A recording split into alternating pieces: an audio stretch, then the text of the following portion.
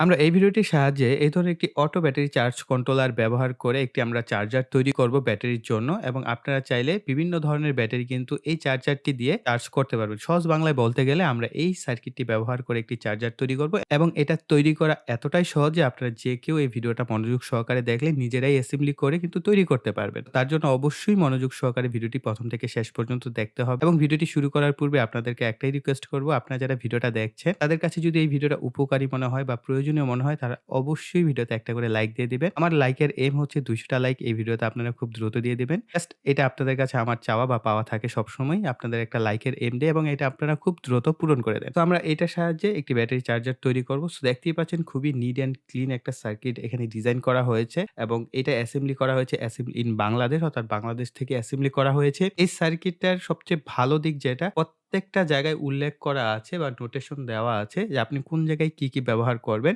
আপনারা যারা একেবারেই নতুন তাদের বুঝতে একটু অসুবিধা হবে। তারা আমার এই কানেকশনটা দেখলে অর্থাৎ ভিডিওটা দেখলেই বুঝতে পারবেন কোন জায়গায় কি প্রপারলি কানেকশন করতে হবে। আর যারা জানেন তারা আরেকটু ক্লিয়ারিফিকেশন হয়ে যেতে পারবেন যে আসলে কানেকশন গুলো কিভাবে করতে হবে। নরমালি এই ধরনের চার্জ কন্ট্রোলার গুলো আমরা লিড এসিড ব্যাটারির জন্য ব্যবহার করে থাকি। তো লিড এসিড ব্যাটারি বলতে বলা হয় ধরেন অনেক ধরনের ব্যাটারি আছে আমরা ইউপিএস এ ব্যবহার করি। আপনি চাচ্ছেন সেটা দিয়ে কোন একটা ব্যাকআপ সিস্টেম আপনি তৈরি করতে চাচ্ছেন। সেখানে সেই ব্যাটারিটাকে চার্জ করার জন্য আপনার অবশ্যই একটা চার্জারের প্রয়োজন আছে। সেক্ষেত্রে হয়তোবা আপনি অ্যাডাপ্টার ব্যবহার করাটাকে মনে করবেন যে বেস্ট, কিন্তু এর বেশি এম্পিয়ার হয় ৮ এম্পিয়ার, ১০ এম্পিয়ার, ৩০ এম্পিয়ার বা আপনার কাছে ৫০ বা ৬০ এম্পিয়ারের মতো একটা ব্যাটারি আছে বা অটোরিকশা বা বাইসাইকেলে যে ব্যাটারিগুলো ব্যবহার করা হয়, মেক্সিমাম ব্যাটারি কিন্তু লিড অ্যাসিড ব্যাটারি হয়ে থাকে। সেই সমস্ত ক্ষেত্রে আপনারা এই চার্জারটি ব্যবহার করতে পারবেন। আর যদি লিথিয়াম আয়ন বা লিথিয়াম ফসফেট ব্যাটারি ব্যবহার করেন সেক্ষেত্রে বিএমএস ব্যবহার করা হয়। তাই এক্সটার্নাল আসলে অটো চার্জ কন্ট্রোলার বা অটো কাট অফ এর ব্যবস্থা রাখতে হয় না। কিন্তু এই সার্কিটটার মধ্যে আপনার ব্যাটারি যদি ফুল হয়ে যায় বা ব্যাটারি যদি লো হয়ে যায়, ইন্ডিকেটর বাতি রয়েছে এই পাশে। সেই ইন্ডিকেটর বাতি দেখে আপনি বুঝতে পারবেন যে এখন ব্যাটারি লো কন্ডিশনে আছে নাকি ব্যাটারি মেক্সিমাম কন্ডিশনে আছে এবং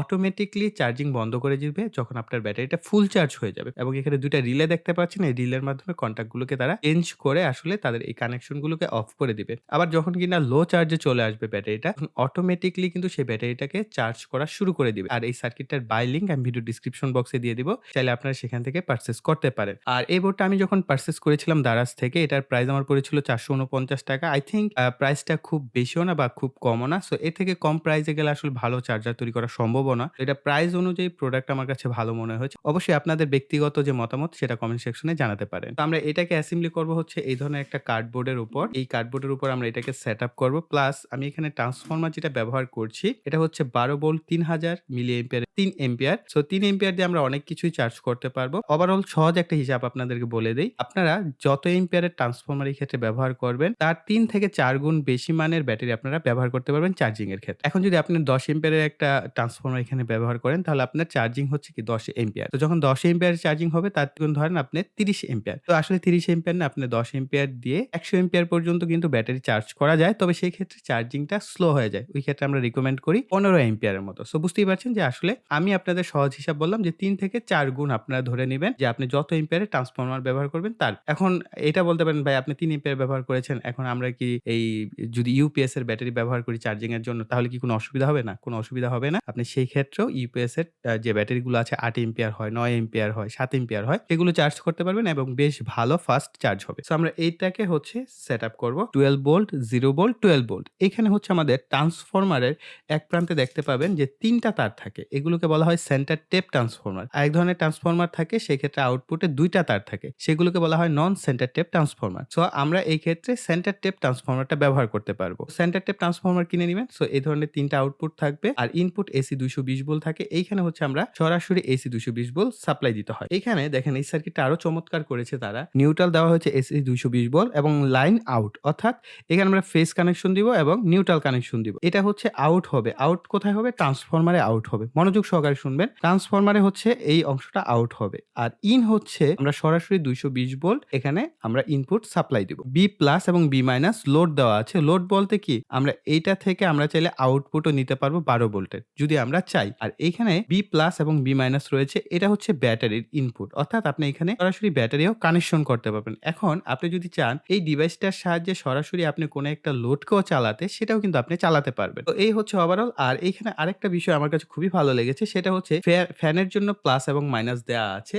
আপনি যদি সরাসরি চান একটা ১২ ভোল্টের ফ্যান এখানে ব্যবহার করতে পারবেন কুলিং সিস্টেমের জন্য। যেটা হয়তোবা আমরা পরবর্তী একটা ভিডিওতে পুরো একটা বক্সের মধ্যে পুরো বিষয়টাকে অ্যাসেম্বলি করব। এখন আমরা এটাকে হচ্ছে ভাবে একটা অ্যাডজাস্টমেন্ট করব যেভাবে সেটআপ করলে আমাদের জন্য সুবিধা হয়। ট্রান্সফরমারটাকে এভাবে রাখবো। আমাদের এই সার্কিট বোর্ডটা এবং এই ট্রান্সফরমারটাকে আমাদের যে উডেন বোর্ডটা আমরা নিয়েছি বা এই হার্ডবোর্ডটা নিয়েছি এটার উপর আমরা জাস্ট কিছু স্ক্রুর মাধ্যমে লাগিয়ে নিব। এতে করে আমাদের মুভমেন্ট করবে না বা কানেকশনটা করতে সুবিধা হবে।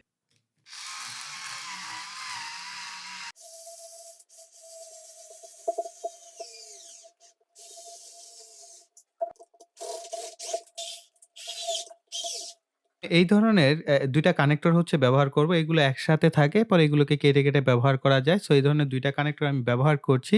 এটা বাধ্যতামূলক না। আপনারা চাইলে সরাসরি সার্কিট থেকে এসি ২২০ ভোল্ট কানেক্ট করতে পারবেন। যেহেতু আমরা একটা বোর্ডের উপর অ্যাসেম্বলি করেছি, এই কারণে যেন তার না লেগে খুলে না আসে, তার জন্য এই ধরনের একটা কানেক্টর আমি এখানে ব্যবহার করছি। এটাকে এখানে সেটআপ করে নিব। এই যে 3 পিন যে কানেক্টর আছে, এখানে ১২ ভোল্টের যে ২ টা পিন থাকবে, সেই ২ টা পিনে হচ্ছে একই রঙের ২ টা তারকে কানেক্ট করে দিবেন। সাদা রঙের যে তারটা থাকবে এটা হচ্ছে 0 ভোল্টের সাথে কানেক্ট করবেন।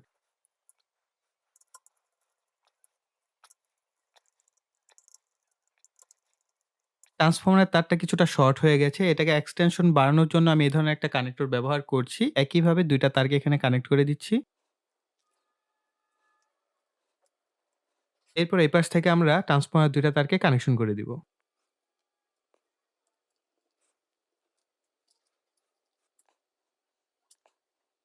ট্রান্সফর্মারের যে ২ টা তার, এই ২ টা তার হচ্ছে এই যে N এবং L এখানে হচ্ছে আউট লেখা যেটা আছে, এই ২ প্রান্ত থেকে কানেকশন করবেন। এখানে ফেজ নিউট্রাল লেখা থাকলেও আসলে আমাদের এখানে এসি লাইনে ফেজ নিউট্রাল উল্টাপাল্টা হলেও কোনো অসুবিধা হয় না। তো আপনি এখানে সরাসরি জাস্ট ২ টা তারকে কানেকশন করে দিবেন।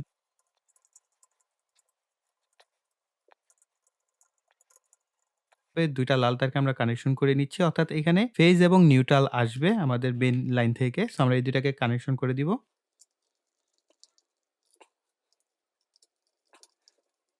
এখানে একটি 2 পিন প্লাগ আমি ব্যবহার করছি। সো এখানে এসি সাপ্লাই দেওয়ার জন্য এই ২ টা তারকে আমরা এই কানেক্টরের ২ প্রান্তে কানেকশন করে দিব। এই ২ টা তারকে হচ্ছে আমরা L এবং N ইন দেওয়া আছে সেখানে আমরা সরাসরি কানেকশন করে দিব।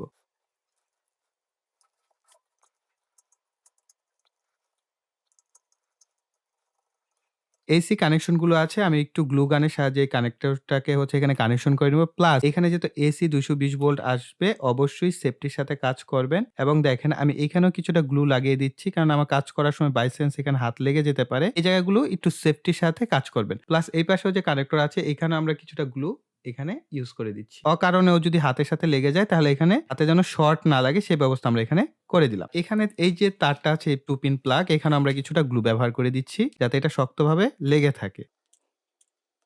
ব্যাটারি কানেকশন করার পালা। আমি এই ক্ষেত্রে আমার DIY ১২ ভোল্টের ১৫ এম্পিয়ারের একটি ব্যাটারি আমি এখানে ব্যবহার করছি। এখানে রিয়াল টেস্টেড ক্যাপাসিটি হচ্ছে 14 এম্পিয়ার অর্থাৎ ১৪ এম্পিয়ারের ব্যাটারি। তো আপনারা যদি এইভাবে তৈরি করেন, আপনারা ধরেন মেক্সিমাম হচ্ছে ১০ থেকে ১৫ এম্পিয়ারের ব্যাটারি পর্যন্ত চার্জ করতে পারবেন। তবে সেক্ষেত্রে লিড অ্যাসিড ব্যাটারি ব্যবহার করতে হবে। এই মুহূর্তে আমার কাছে কোনো লিড অ্যাসিড ব্যাটারি নাই। আমার তৈরি DIY এই ব্যাটারিটাই আছে। তবে এইগুলো কিন্তু লিথিয়াম আয়ন ব্যাটারি দিয়ে তৈরি করা হয়েছে অর্থাৎ 18650 ব্যাটারি দিয়ে এই প্যাকটা তৈরি করা হয়েছে। আপনারা যদি চান এটার ভিডিও তাহলে অবশ্যই কমেন্ট সেকশনে জানাবেন। এইটাকে এখন আপাতত টেস্টিং পারপাস টেস্ট করে দেখব যে এটা চার্জ হয় কিনা। কিন্তু এই ধরনের যদি ব্যাটারি প্যাক আপনারা তৈরি করে নেন তাহলে আপনাদেরকে সাজেস্ট করব অ্যাডাপ্টার ব্যবহার করার। খুব সিম্পল আপনারা অ্যাডাপ্টারকে ১২.৬ ভোল্টে সেটআপ করবেন। আর লিড অ্যাসিড ব্যাটারি কিন্তু 14.4 অর্থাৎ 14.৪ ভোল্টে মেক্সিমাম ক্ষেত্রে ফুল চার্জ হয়। অনেক ক্ষেত্রে 13.৬ থেকে 13.৮ ভোল্টে হচ্ছে ফুল চার্জ হয়। এই বিষয়টা মাথায় রাখবেন। সো এই কারণে অবশ্যই এখানে লিড অ্যাসিড টাইপের ব্যাটারি ব্যবহার করবেন। লিথিয়াম আয়ন বা লিথিয়াম ফসফেট বা লিথিয়াম পলিমার ব্যাটারি ক্ষেত্রে ব্যবহার করা যাবে না। এখন যেহেতু আমরা টেস্ট করব আপাতত আমরা এখানেই হচ্ছে দেখেন এটাকে আমি অ্যাডাপ্টার দিয়ে চার্জ দেই। সো এটাকে তার ২ টাকে খুলে আমরা এখানে ব্যাটারির B+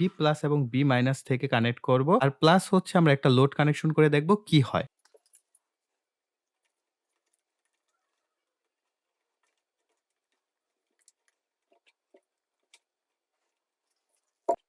ব্যাটারির কানেকশনটা কেয়ারফুলি করবেন। এখানে যদি ভুল হয় তাহলে কিন্তু আপনার সার্কিটটা নষ্ট হয়ে যেতে পারে। অবশ্যই এখানে B+ এবং B- এখানে ইনপুট লেখা থাকবে সেখানে কানেকশন করবেন এবং মাইনাসের জায়গায় হচ্ছে কালো তার এবং প্লাসের জায়গায় লাল তারটাকে কানেকশন করবেন।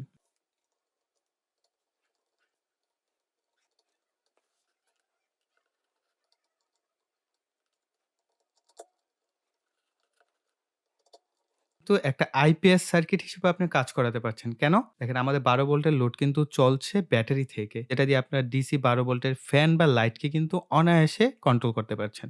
সো এখন আমরা এটাকে যদি পাওয়ার সাপ্লাই দিই অর্থাৎ এসি ২২০ ভোল্ট সাপ্লাই দেই, তাহলে দেখা যাক যদি আমাদের লোডটা বন্ধ হয়, না হয় আমাদের ম্যানুয়ালি আমরা যখনই এসি ২২০ ভোল্ট সাপ্লাই দিয়েছি, সাথে, সাথে কিন্তু আমাদের বাতিটা বন্ধ হয়ে গেছে এবং আরেকটা বিষয় হচ্ছে এখানে আমরা ২ টা বাতি দেখতে পাচ্ছি। একটা হচ্ছে পাওয়ার অন, অর্থাৎ পাওয়ার যে আমাদের পেয়েছে এসি পাওয়ার সেটার জন্য একটা এখানে বাতি ব্যবহার করা হয়েছে। আরেকটা হচ্ছে চার্জ অন, অর্থাৎ ব্যাটারিটা চার্জ হচ্ছে। যখন কিনা চার্জ ফুল হয়ে যাবে এই পাশের বাতিটা অন হয়ে যাবে। যখন কিনা চার্জ লো হয়ে যাবে অর্থাৎ ব্যাটারি একেবারে লো কন্ডিশন এ চলে আসবে, তখন আমাদের এই বাতিটা জ্বলবে এবং চার্জিং হওয়া শুরু করে দিবে। অর্থাৎ এই প্রথম অবস্থায় ২ টা বাতি অন থাকবে। এখন যখনই কিনা কারেন্ট চলে যাবে সাথে, সাথে কিন্তু আমাদের বাতিটা জ্বলে উঠছে। অর্থাৎ এই ক্ষেত্রে দেখেন আমরা একটা মিনি ডিসি আইপিএস সার্কিটের মতো কিন্তু এখানেই তৈরি করে ফেলেছি। তো আপনারা চাইলে এইভাবে ডিসি আইপিএস তৈরি করতে পারেন। চাইলে ব্যাটারির চার্জার তৈরি করতে পারেন। যদি আপনি চান লোড ব্যবহার করবেন না, শুধু চার্জার হিসেবে ব্যবহার করবেন, সেটাও করতে পারবেন। আর এখানে ১০ এম্পিয়ার বা ৬ এম্পিয়ার ব্যবহার করেন, তার ৩ গুণ বা ৪ গুণ মানের হচ্ছে ব্যাটারিকে আপনারা অনায়াসে চার্জ করতে পারবেন। এর থেকে বড় মানের ব্যাটারিও আপনারা চার্জ করতে পারবেন, কিন্তু সেই ক্ষেত্রে চার্জিং এর যে সময় সেটা কিন্তু বেড়ে যাবে। ধরেন আপনি যদি ১০ এম্পিয়ারের একটা ট্রান্সফরমার দিয়ে ১০০ এম্পিয়ারের ব্যাটারিকে চার্জ করতে চান, তাহলে সেই ক্ষেত্রে সময়টা অনেক বেশি লাগবে। যদি ১৫ বা ২০ এম্পিয়ারের একটা ট্রান্সফরমার বা চার্জার তৈরি করে সেটা দিয়ে আপনি চার্জ দেন, তাহলে কিন্তু আপনার সময়টা অনেক কম লাগবে। তো এম্পিয়ারের উপরেই ব্যাটারি চার্জিং এর যে গতিটা বা সময়টা সেটা নির্ভর করে। এখন আমরা একটু ব্যাটারি চার্জিংটা টেস্ট করব। সো তার জন্য আমরা এসি লোড অন করে দিলাম। অর্থাৎ আমাদের